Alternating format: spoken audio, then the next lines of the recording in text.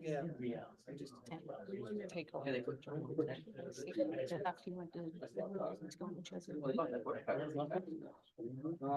Yeah. I asked them.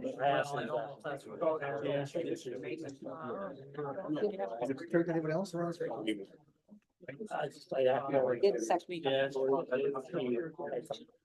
I realized. What time I'll start? Welcome, everybody. Council Committee meeting, August 14th, 2025. Welcome to councillors and staff. Hope we've been having a wonderful summer, been able to get out and enjoy some time with your family and friends. Do whatever you want to do in the summer. I would ask our CAO for roll call, please. Thank you very much. So we'll start with the chair, Deputy Mayor Sanderson. Present. Mayor Blair is absent. She's away. Councillor Weatherby. Present. Councillor Richardson. Present. Councillor Cooper. Present. Councillor Johnson. Present. Councillor Leggett. Present. Councillor Martell. Present. Councillor Patton. Present. Councillor Benoit. Present. Councillor Fletcher. Present. Councillor Kennedy. Present. Madam Chair, you have quorum. Thank you, Dan. In peace and friendship and in the spirit of truth and reconciliation, I acknowledge the Municipality of Colchester is in Mi'kmaq, the unceded and ancestral territory of the Mi'kmaq people. You have the agenda before you. Is there any, does anybody have any additions or any deletions? Councillor Patton. Thank you, Chair. I just would like to add NSPE 2025. Okay, is that an information item? Okay. So that'll be 9B, NSPE 2025. Anything further? I have a motion to accept the agenda. Moved by Councillor Patton, seconded by Councillor Cooper. All in favor, say aye. Aye. Contrary-minded, motion is carried. Thank you.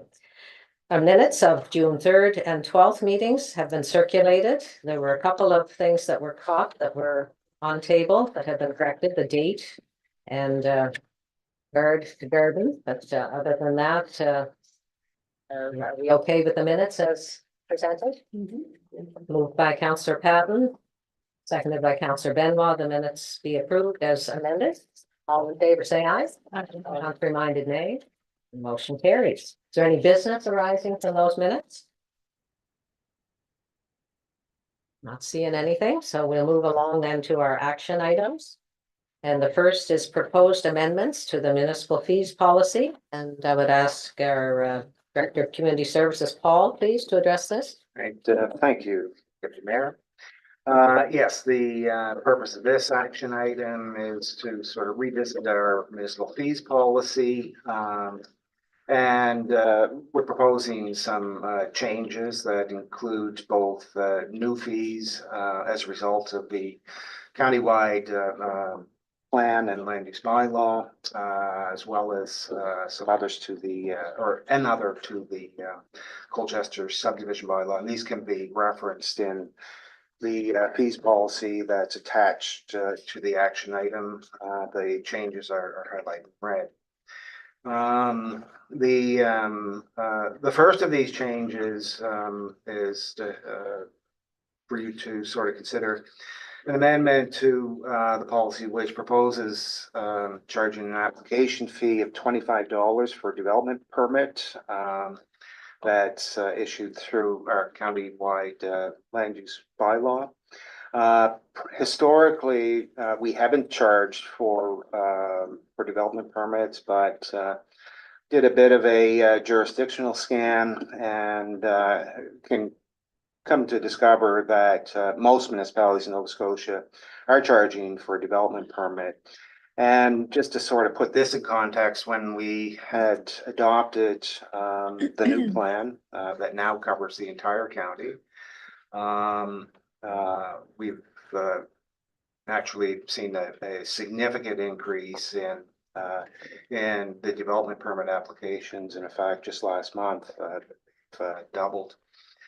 And likewise, to deal with these added demands, we've created a new staff position last year, assistant development officer, to help administer the land use bylaw. And the $25 fee, which is pretty nominal in comparison to what other municipalities are currently charging, would help sort of offset this administrative cost. Second change proposed, recommending a $50 fee to help offset the administrative costs associated with the repeal of subdivision, that is through the subdivision bylaw. Currently, we charge for all plans except a repeal. And however, a repealing a plan of subdivision does require a certain amount of time and effort. And it seems to make sense to be consistent with what we currently do for charging fees for new subdivisions to likewise charge a fee for a repeal of subdivision. Under building permits, look, we would like to consolidate a number of categories and establish sort of a flat fee, $25 to help sort of ease the administration and sort of the application process. These are the new Clarity permitting system is a bit, I wouldn't say difficult to navigate, but it can be a bit confusing. And it's setting a flat fee of $25 for demolition, sheds, solar panels, relocation of mini mobile homes would be far simpler and make things a bit clearer to those using the online permitting portal. When we adopted the new countywide plan and bylaw, we have needed to rescind 3 other bylaws because they are now sort of incorporated into the plan. And the fees associated with the land lease development bylaw, commercial dog care and chemical bylaw, and wind turbine development bylaw, which have been all rescinded, I believe, in June. Fees associated with those should likewise, those fees are incorporated into the new land use bylaw and therefore in our fee schedule, fees policy, eliminates those from your policy. And lastly, we've looked at the application fee for wind turbine developments. In the past, we had a $100 application fee. We're recommending that be increased to $600. These applications now fall under the land use bylaw, but the wind turbine development applications take an inordinate amount of time to review, and increasing that fee to $600 seems appropriate given the level of effort that's required. These tend to be more administrative in nature and then kind of reflect the intent that's of the new plan and bylaw, and really aim to recover costs that are incurred by the municipality. I can assure you that they don't come close to that, but nonetheless, it's been our practice, and as well as most other municipalities, to establish fees for these types of services. You then therefore have 2 options. Recommend to council that to approve these changes as presented, or recommend to council to approve with amendments. So, any questions? I'd be happy to answer. Thank you, Paul. Anybody prepared to put a motion on the floor? Paul, please, or Councillor Weatherby. Thank you very much. Madam Chair, I'd like to make a motion that the council committee recommends to council that the amendments to the municipal fees policy be approved as presented. Thank you. We have a seconder? Councillor Cooper? Gotcha. Is there any discussion on the motion? Councillor, do you want to speak to it? Oh, sorry, no. No, no problem. Councillor Patton, Thank you, Chair. I just have a couple questions for Paul. can you pull your mic down just so people hear? That's perfect, yeah. Paul, the first, second, and third orders for dangerous and unsightly. I didn't realize there was a fee attached to those. I'm sorry. I just wanted a little bit of explanation on that. And how is that fee collected? Is that done through the tax process, the same as when we have the county has to go out and take something down? No, and as I understand it, those fees, not because, they require, it's sort of an escalating scale. And when there's non-compliance, having to visit again, issue second order, and then a third, possibly a third, those fees, they're not necessarily recovered, through a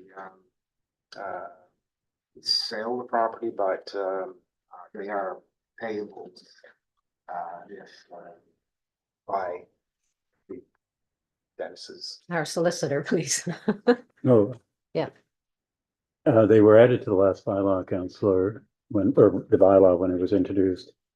And it was a means of having some financial implications for repeat offenders without having to go to the provincial court and impose fines. So it's all So- non-compliant. So it's all non-compliance. It's the language, anyone who violates section 3 will be required to pay the fees as set out in the policy. So the intent was to try to have some financial implications for people you have to go back on a repeat basis. Okay, and I appreciate that. So when they get their first notice, they don't get an invoice attached to that. They have the opportunity to do, okay, that's where I was confused. One more question. Sure. Sorry, if I can. Yep. The electric vehicle charging, $1.50 an hour. Is that the going rate? I don't have an electric vehicle. I don't know anything about them, sorry, but That who was, set that rate? that is very close to the rate that we're being charged through our software results. It's a 100% sort of recovery method for charging. For any of the new counselors, can you tell us again where the charging stations are that are owned by the municipality? There are 2 out here in our parking lot, 2 at the Discovery site, 1 at the Don Henderson Memorial Sportsplex, another at the co-op in Upper Stewiacke, 1 at the Pepper Bush Library, and the 11th is at Lighthouse Park. Thank you. And another river. All right, any further questions? We have a motion on the floor. Ready for the question? Questions? Question's been called. All in favor, say aye. Aye. Contrary-minded, nay. Motion carries. Thank you. Thank you, Paul. Our next action item is council proceedings and committees policy amendments concerning planning advisory committee. And we're back to you, Paul. Thank you, Deputy Mayor. Yes, and this is a number of administrative amendments that once again sort of have been necessitated through adoption of the countywide plan that now covers not only central Colchester, but Tatamagouche and other areas, rural areas that previously had not been zoned.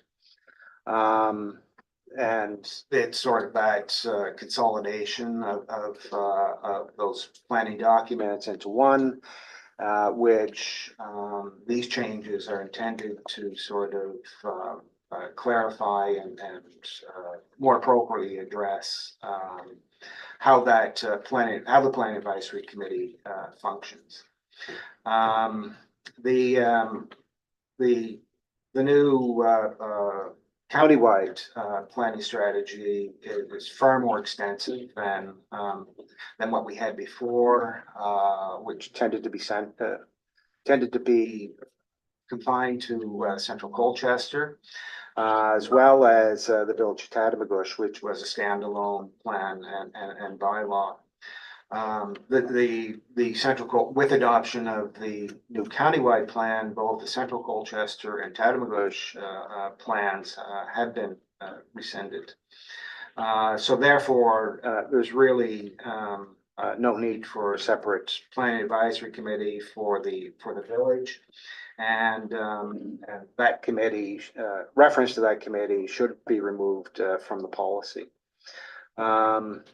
Staff would, however, recommend that a representative from the Village of Tatamagouche Commission have a designated seat on Colchester Planning Advisory Committee. And this, you may recall, this is sort of a similar arrangement to what we had, the change we had made a number of years ago when the Village of Bible Hill, we created a seat for the village, a commissioner from the Village of Bible Hill to sit on the Planning Advisory Committee. You know, given the large geographic area that the plan now covers, right across the municipality, these changes are aimed to ensure there's proper representation that reflects the sort of expanse of the plan. And, you know, likewise, when we would advertise for people to apply for a seat on the Planning Advisory Committee, we would, for instance, encourage applicants from West Colchester, South Colchester, and all areas in between. The other change is that we would we've always had a Heritage Advisory Committee. It's a committee that hasn't been very active, and on that committee, at least, you know, to presently, we had made 2 additional citizen appointments. So you have your base Planning Advisory Committee that serves as sort of the core committee to attend to heritage matters, as well as 2 citizen reps. And given the sort of the scale of our heritage bylaw and new Planning Advisory Committee, we would recommend removing those two additional citizens when you consider matters under the heritage bylaw. So the significant change is increasing the size of what we'll refer to as the Colchester Planning Advisory Committee, covering the entire county, increasing its membership by 2 citizen representatives. Presently, historically, the Central Colchester Planning Advisory Committee consisted of the mayor, deputy mayor, 2 council appointments, and 4 citizen reps. So under the new arrangement, we're proposing that it'd be the mayor, deputy mayor, 2 councillors, 6 citizen reps. Really try to recruit people from right across Colchester to fill those citizen positions on the committee. Again, you know, these changes, this change is administrative in nature and is sort of instigated by current approach to planning across Colchester, and regardless of the composition, we need to make changes to the policy that reflect our current approach to planning. So, two options, you can recommend to, council to approve the proposed amendments as presented, or, propose that, amendments, approve the proposed amendment with changes. Any questions? I'd be happy to answer. Thank you, Paul. Councillor Kennedy. Deputy Chair, to you, Paul, has there been a cost analysis put on this? Councillor Kennedy, are you prepared to put a motion on the floor and then we can discuss Okay, it after? I don't think the cost is going to be very much, but I'm just wondering if there was anything done on that. I recommend that the council committee recommends to council approval of the proposed amendments to the council proceedings and the committee policy as presented. Thank you. Do we have a second? Councillor Weatherby. Okay, go ahead with your question. And now I'm wondering if there's a cost analysis to that. No, we don't have a cost analysis. These positions are volunteer positions, so, what we've done is offered, compensation for mileage, but that's pretty much it.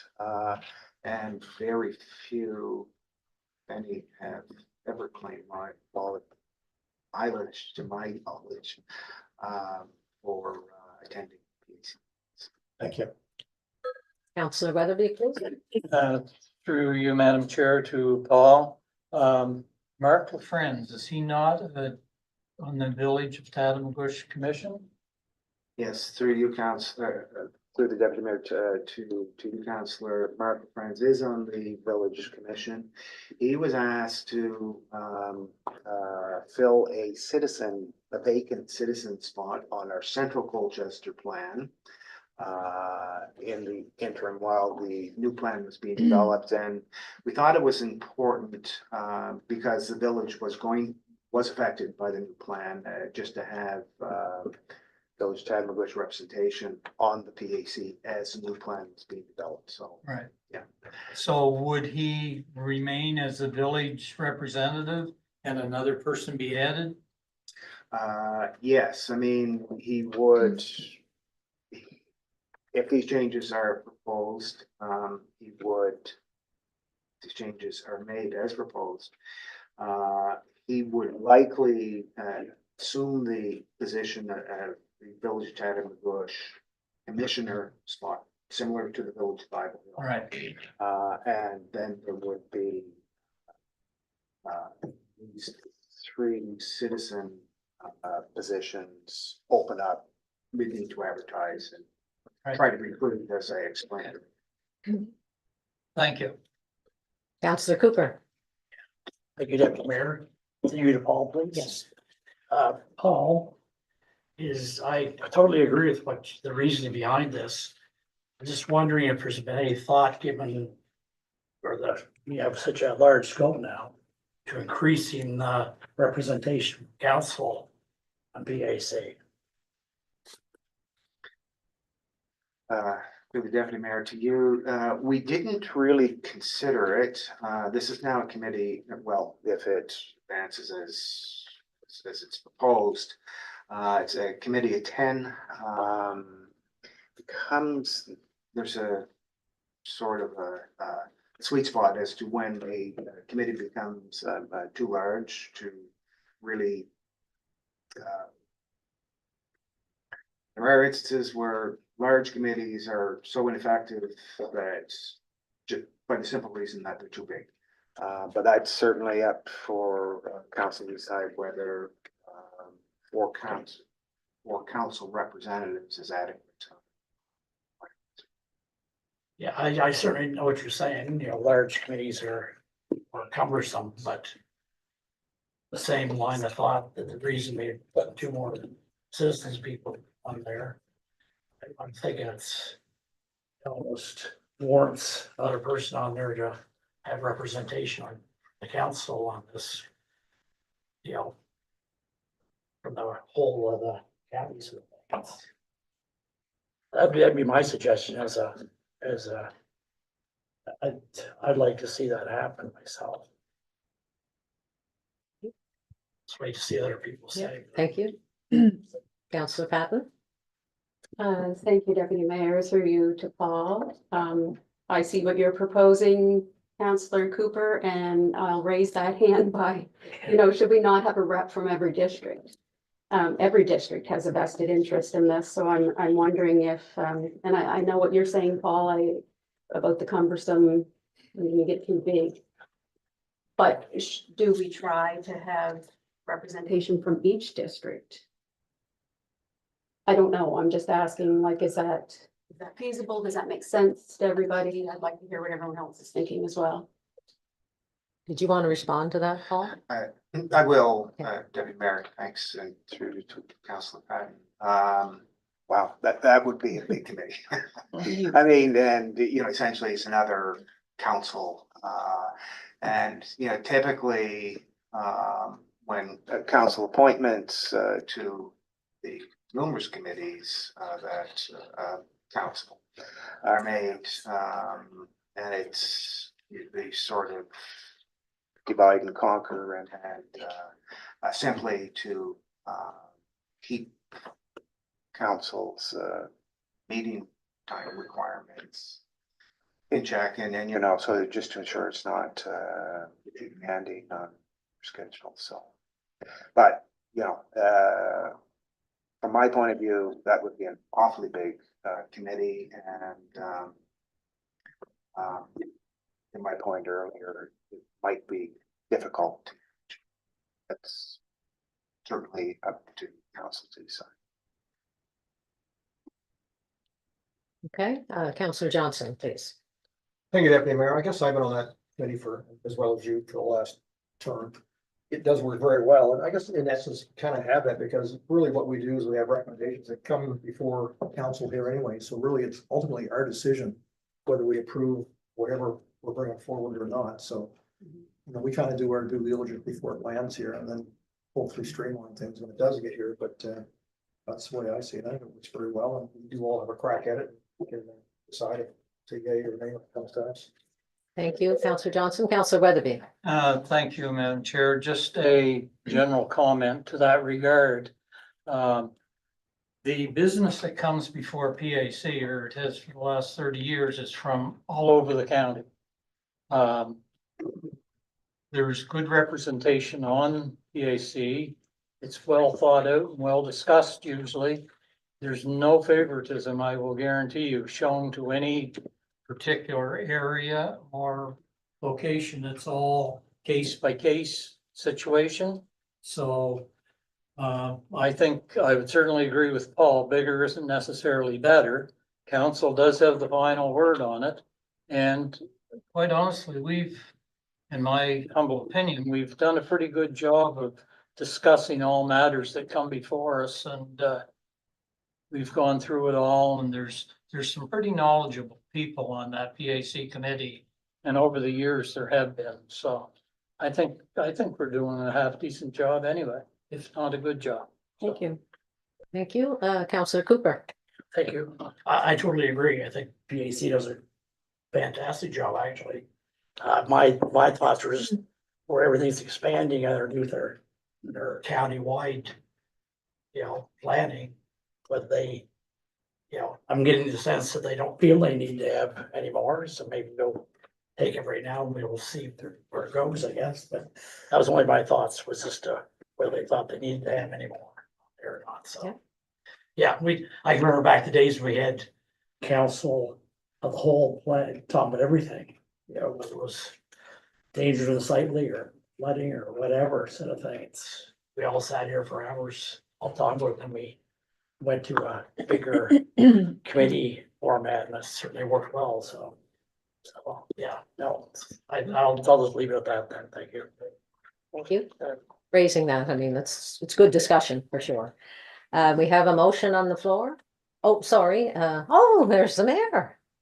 Hello, welcome from France. Welcome. Can you hear us okay? Yes, I can. Can you hear me? Yes, coming through loud and clear. Thank you. Good. Right, we have a motion on the floor. Was the mayor part of that discussion? So she's not part of this vote? Yeah. The discussion, no. Okay, yeah, so I can ask, are you ready for the question? Dennis. Question. Speak. Thank you, Deputy. The concern over participation and debate really only when you're making administrative decisions like hearings and that. It doesn't matter so much on a council decision. It's really for the council to decide whether the mayor to decide whether she heard enough, but it's really more of a concern for planning and those sort of decisions in terms of whether you participated in all. So is she included in the vote? Yes, okay. Yep. Okay. Ready for the question? All right, is anybody opposed to this motion? Not hearing any, the motion carries. Thank you. Okay, so that's it for our action items. And we're moving along to our information items. And the first is the DalTRAC Electrification of Rural Transport Systems. There's no actual presentation. You've received the information. It's about reducing barriers, preventing the adoption of electric vehicles in rural communities, and to promote equitable, accessible, and sustainable transportation for all. So if anybody has any questions, I see Joanna's here. She can probably handle them.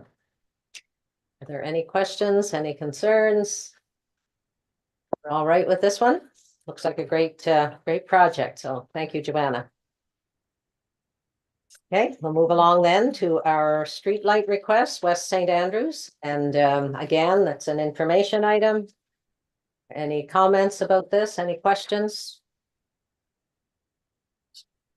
Councillor Cooper? Yeah, I'll just make the comment, the whole concept, I guess, was that it's subdivision, so there's numerous houses emptying all in one venue, one of the highways sort of thing, so thought was that it would be good to have streetlights there, I guess, but certainly understand the rationale as to why it wasn't approved sort of thing, so yeah, thank you. All right. Thank you for that, Michelle. And the next item is the community development report, very thorough report from our community development department. Anybody have any comments, any questions? Go through that. Councillor Patton? Thank you, Deputy. Just a quick question. The ACOs that were hired for the SPCA, does anyone know if they're hired for this area? You able to answer that, Paul? I can try, Deputy Mayor, through you to Councillor. Yes, they, as the SBCA services, Journal, I think that they recently dropped Stubiac, but there were other areas there, and they were just simply trying to increase their capacity, not only for this area, but this sort of region of Nova Scotia, so they would be deployed here if needed, as well as other areas. So they're not specifically designated for Colchester, but more for the region. Thanks, Paul. Thank you. I just had a quick question on the Cobequid Trail Run. I see Sunday, August 24th. I'm assuming it's a no-go with nobody allowed on the trail. Yes, Deputy Mayor, things are kind of up in the air right now. With the trail being closed, it won't happen unless we get to significant rainfall between now. There's no plan B to have it at the rec or No, anything like no, that. there Yeah, isn't. okay. I mean, it takes so much time to Yeah. get things organized for public trail, but Right. Thank you. trying to. Understand. Councillor Cooper? Mayor, beautiful. Yes. Try to remember, I can't remember. Do we have anything to do with weed control? Through the Deputy Mayor to you, not really. As I understand it, the Department of Agriculture have a noxious weed program that I think they administer. Yeah. No, the reason I ask is it's a really weird way it works. Regular crops and things, worse or a drought, but it seems like weeds take off like crazy. They grow more and they're expand and they take advantage of the fact that they can take over the land and everything that's regular stuff usually has. I've heard a lot more people talking about things like the hogweed and things like that, broken up. Just worry about, like things, some things are, it's like totally having them around, they're bad for your property or whatever, but hogweed, I know a few people that have had run-ins of that, and it's life altering thing for sure, sort of thing, so. I just didn't know if we should be looking into that, so they make sure that weeds like that, I know there's people told me there's been on our trails, they've seen it on the trails before, so that. Through the deputy mayor to you, Counselor, we at one time had a weed control officer, and that was years ago. And, Used to spray, pardon me? used to spray lupins back in the day. And, but back in the late, I think it was the late nineties, that position. Late eight, oh no, I was here when. Yeah.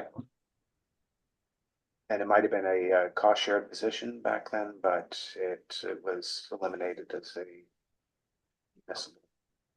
municipal funding for the building. Back in the.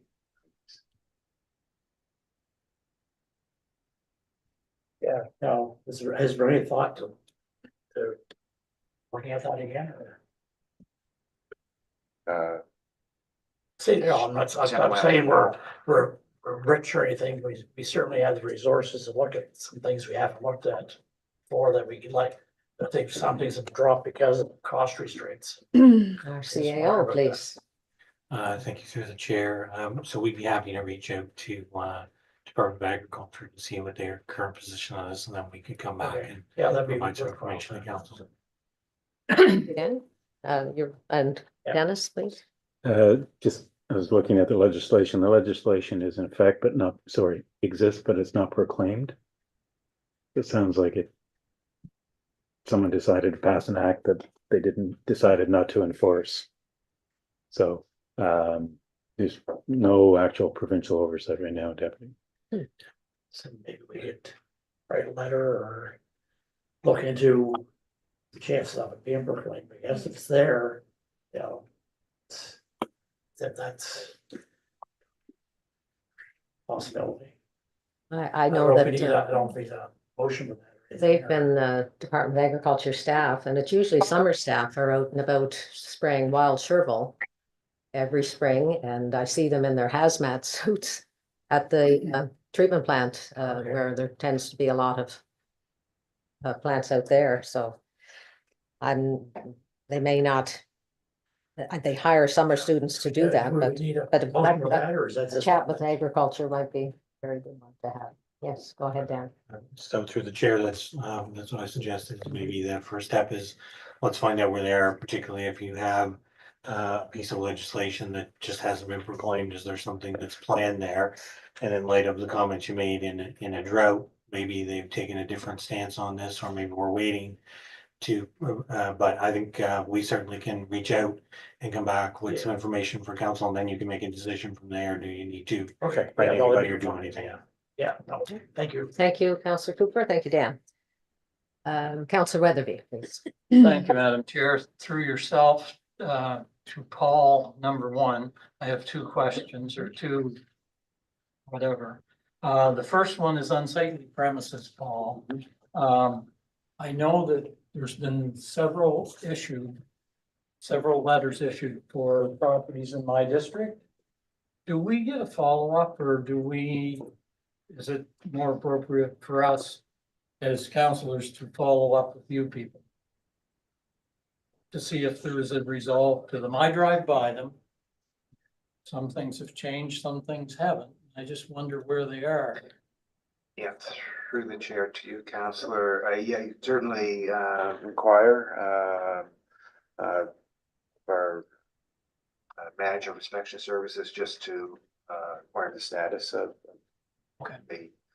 the order that's in place. Okay, that's fine, just so long as I'm following procedure. The second item is just a general thank you regarding the Fundy Discovery site. I know we all got a group email from a concerned citizen that thought we were wasting their money. I thought about it for 2 or 3 days. It bothered me to a great extent because I know the person didn't have the whole picture. I'd like to thank the mayor.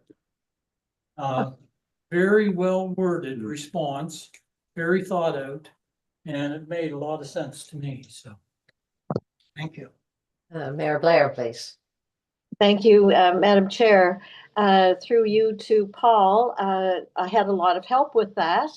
As is usually the case when we have an inquiry of that nature. I always check with staff, and you have Paul Smith to thank on that as well, because I have to make sure that the information that is going out is completely accurate. I know that I have a lot of information on those things, but it's a joint effort, believe me, when you have an inquiry of that nature. So thank you for that, Paul. I appreciate it. Thank you. All right, Councillor Leggett. Thank you, Madam Chair. Through to Paul. In reference to Councillor Willoughby's question about unsightly premises, I know we're talking about one of these, same one that some of us are involved in. And everybody has them, is the container issue. That I know there's one that's going to court here very shortly. The amount of money that we must have spent on this particular item through the county's got to be phenomenal. I've seen the site. It's not unsightly to me. We're gonna start picking on containers. We're gonna be very busy. They're everywhere. And most of them are not. Some of them are quite old. Whatever shipping line on them, others have been painted up the same color as the shed or whatever they're standing behind. Councillor Kennedy has one right beside his house. You know, they're all over Valley. Sure, they're all over everybody's area. But seems to be a very low hanging fruit. And a very expensive fruit at this point in the game to be chasing. And given, as the mayor would also know, that the issue up on Pictou Road, enforcing bylaws or making a bylaw to stick is a very hard process. So, like, I know it's a case by case basis, but if one's going, they should all be going. Thank you. Our solicitor, please, Dennis. Case you're referring to is not a dangerous and unsightly prosecution, it's a bylaw enforcement. You have bylaws that preclude containers in certain area, in whatever areas, but it's not a dangerous and unsightly proceeding. So if there's a review of containers, you have to look at your bylaws and give direction to staff on whether you want, through your deputy, whether you want that type of bylaw restriction in place anymore. But that's the bylaws in place, and there's a complaint and a violation, then your staff will enforce it. Thank you, Dennis. Councillor Johnson, please. Thank you, Deputy Mayor. I guess Councillor here on the right, Councillor Leggett, I first seen this in the executive meeting back probably 3 months ago when we dealt with it, and I spoke against it at that time. I'm thinking, I try and run the county, and I know we got a lot of these containers in backyards, and not in low backyards, but in high-end backyards. And I mean, I don't consider them unsightly, so if they were unsightly, they certainly aren't. They're cheaper than building a shed. They're insulated, they're watertight. And I had a chat with Colin in our planning department this morning about my county. And it just baffles me, and I can name, you know, some that are in Saywood and some that are in Kensington, they're all over the county. And Colin's reply to me said, we need a bylaw, law enforcement officer just to handle the new countywide plan. He said, I can't do it from my office. He said, I know we've got JP doing a little bit of stuff out there, but he's got so much stuff coming back at him now that doesn't comply with what used to comply with back before March. We're gonna be a mess. So I chat with him, and I didn't plan on bringing it up tonight, but that was one of the issues we talked about was these containers. And you know, I know when it goes to court, it'll be a slam dunk and they're gonna order them to move a container, but what about the other 1,500 or 2,000 people with containers in their backyards too? And like I said, exactly, how can you take it and make this happen on one lot, and you can't make it on the other street just because the neighbor next door doesn't like something about that neighbor? That's what it's all about. It's not about the container in the yard, it's a conflict with the neighbor. That's generally what it is. And that's exactly what's going on over here across the bridge. Again, I think we gotta look at it on a case-by-case basis if we're gonna get permits for these things. And some of these things are, people are living in there. They turn them into homes. So a container just isn't a storage container. It's a lot more than that. So I agree with Council Leggett. I think we gotta look at it. I think we have to really look at it and maybe make a change to the policy. Thank you. Thank you, Councillor Leggett. Thank you, Madam Chair. Sorry, my apologies. I thought it was under the slightly on the premises, but if it's a bylaw, then that gives it more teeth. Should be enacted countywide. My opinion. Thank you. All right, any other comments? The report? All right, we'll move on then to our next item, was Nova Scotia Provincial Exhibition 2025, and Councillor Patton wanted to speak to this one. I did. Thank you, Deputy Mayor. The Nova Scotia Provincial Exhibition here in Bible Hill was a huge success, and I think we owe it to the rec management and staff, all of the volunteers, the vendors, Colchester County 4-H, and everyone else involved in planning and executing this exhibition. I heard nothing but positive comments. Very well done, and lots of smiling faces. So kudos to all of those involved to pull that off. And great weather. And perfect weather. Thank you, Councillor Patton. Any other comments about the exhibition? Councillor Benoit? Thank you, Deputy Mayor. I'm not gonna say a whole lot, but I do agree. I went, and what I said constantly that night was I couldn't believe how clean it was. With them doing the paving, there was no dust, and with it being so dry, it wasn't so dusty and things, and just dirt. You just kind of felt like it was dirty back in the day, and you had to go home and shower right away. Anyway, I just felt it was very clean. It was laid out really nice. The buildings were beautiful inside, and I agree. It was probably one of the best provincial exhibitions I've been to in a very long time in Truro or Bible Hill. Sorry. Thank you. Colchester. Oh, sorry, Mayor Blair? I'm sorry, Colchester County. Yeah. Colchester. Yeah. Okay, so that's the end of our information items, and our next series of discussions will be in camera. So I would like to receive a motion to go in camera, moved by Councillor Benoit, seconded by Councillor Richardson. All in favor, anybody opposed to the motion? The motion carries. So we'll take a 5-minute break, and it's 5 minutes.